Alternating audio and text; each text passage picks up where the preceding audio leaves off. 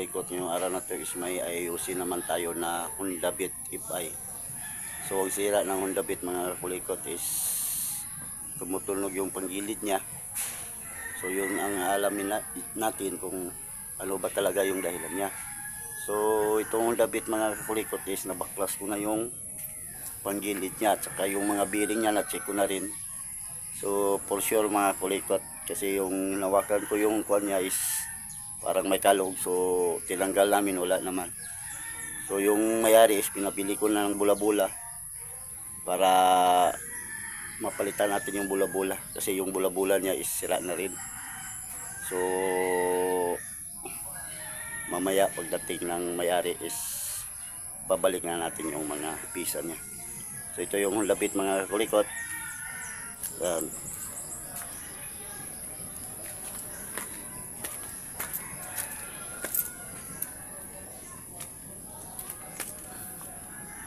ito yung mga pisa niya mga kulikot, ibalik natin yan mamaya. So tinanggal ko na yung bearing niya, yung puan niya, yung gear niya. Yan. So torque drive, ito na lahat mga kulikot. So ibalik natin yan mamaya pagdating yung pisa natin na bula-bula. So ito siya mga kulikot, ito yung sinasabi ko na kung magkalog na dito, pero nung tinanggal ko is wala naman. So kilala yung mga bearing niya, so ibalik lang natin yan mamaya.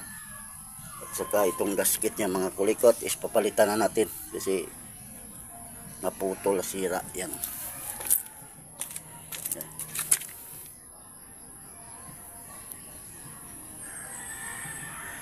Yan, so wala lang pala ako doon sa shop na pinagtatrabaho ako mga kulikot. Dito na ako ngayon sa bahay. Kung gusto niyo magpaayos, punta lang kayo dito sa Borrero Son, Barangay Sarmiento, parang Maguindanao. So ilalagay ko lang yung contact number sa description, pakitingin lang doon yung number ko.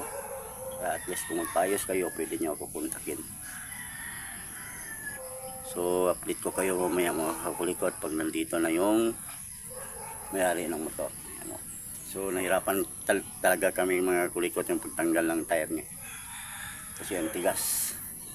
So naghiram pa kami ng tools. Yan. So update ko kayo mamaya mga kulikot. So alisin muna natin yung gasket mga kulikot para dikit natin yung ipapalit natin dito.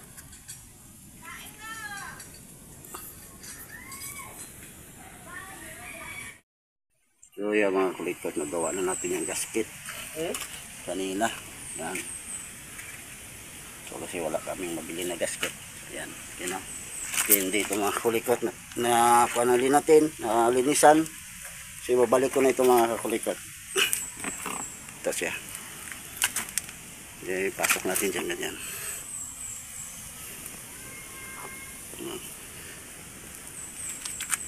Ulit pre.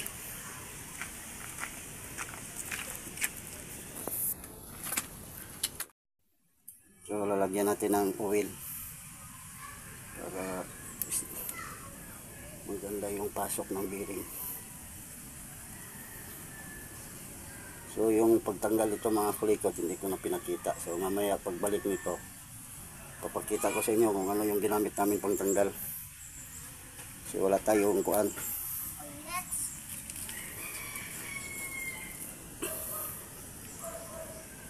Yan, lagyan nyo na lang ng oil para Patawin dyan.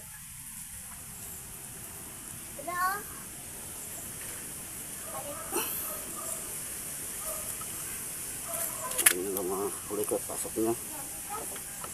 Yan, pukpukin natin.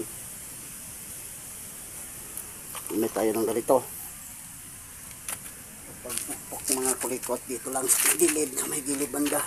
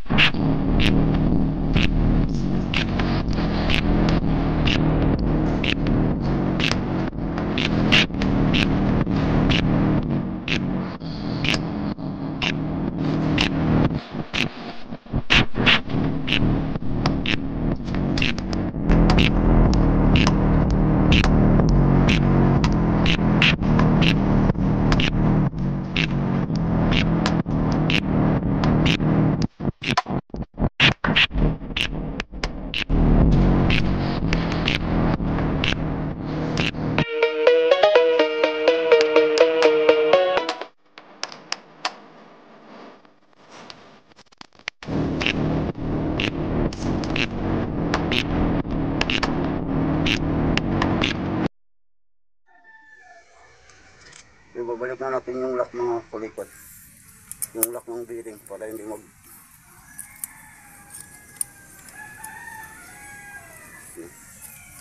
pwede ganyan. Ganyan. Babalik na natin. Yung bolt yung exit. Tandaan nyo lang mga bolt. Yung mga bolt mga kulikot. So tamang-tama yan sa pagpukpok nyo na malutong na. So okay na yan siya. Huwag nyo kuhanan kung mapukpok nyo baka masira yung kuhan natin yung bearing natin. Yan. So tamang-tama yung kuhan yung mga kulikot. Ito ikita natin yan.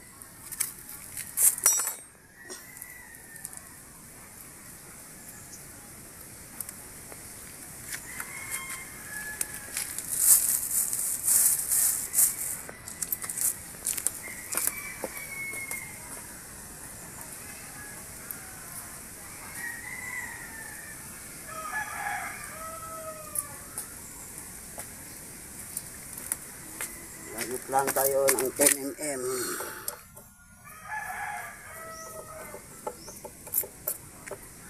Yan.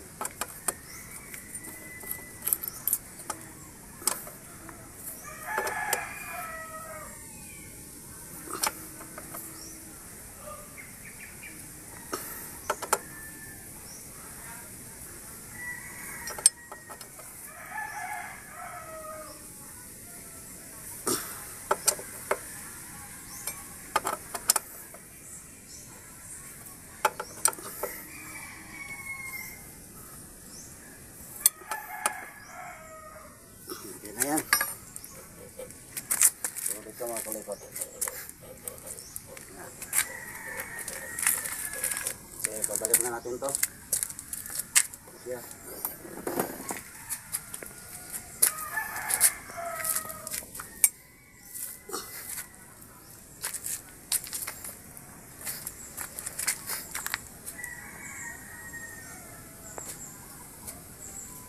Lalagyan lang natin ng pan. Spark ko para dumikit yung gasket natin.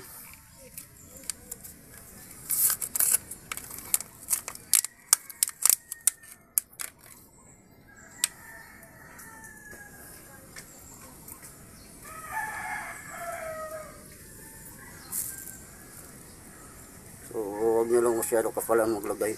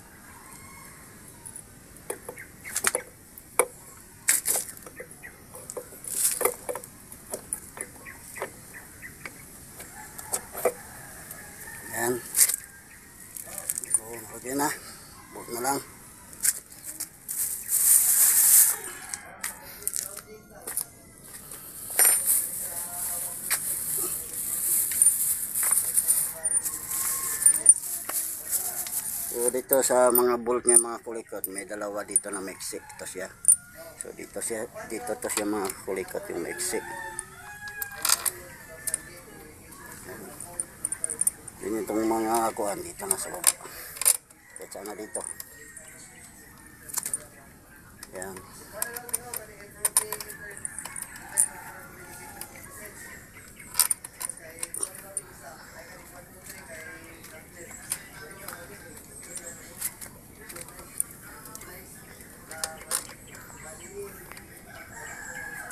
Meron pa dito sa baba.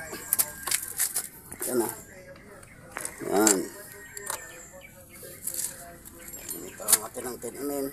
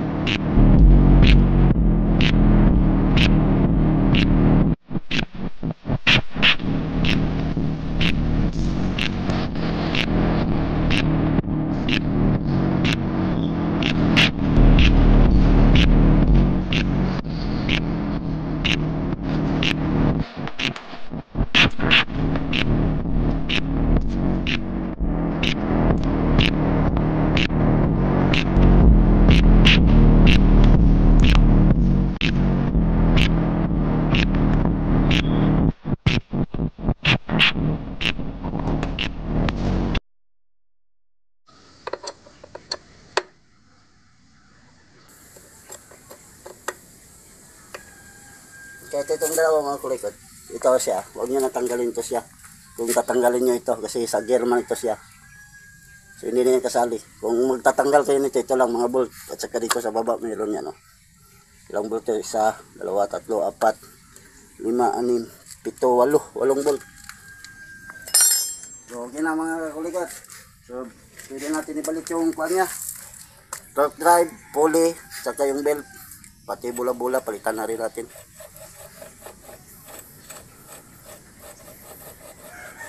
So lalagyan muna natin ng gear oil. So sa gear oil mga kakulikot, ito yung tatanggalin natin.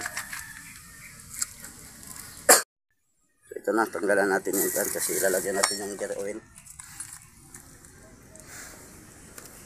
Noy, takilera daw ni Noy. Takilera daw motor. Ang motor ba taklira?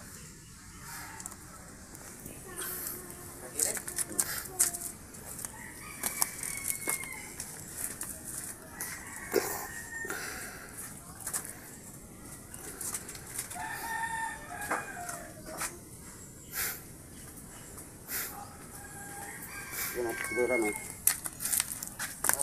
Ya, semua.